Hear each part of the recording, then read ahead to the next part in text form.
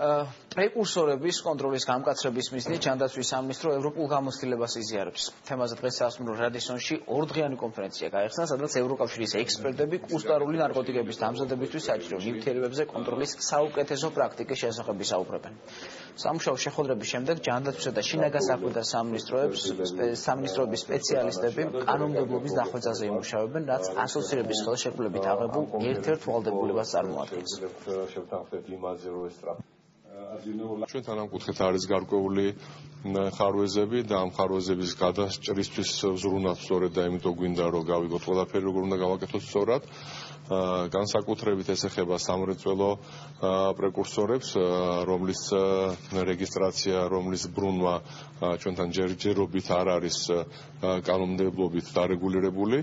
საქართველოში დღეის მდგომარეობით კონტროლირდება მხოლოდ ეგრეთ წოდებული პირობითად ფარმაცევტული პრეკურსორები, ის პრეკურსორები, რომლებიც გამოიყენება ფარმაცევტული და სამედიცინო საქმიანობის დროს.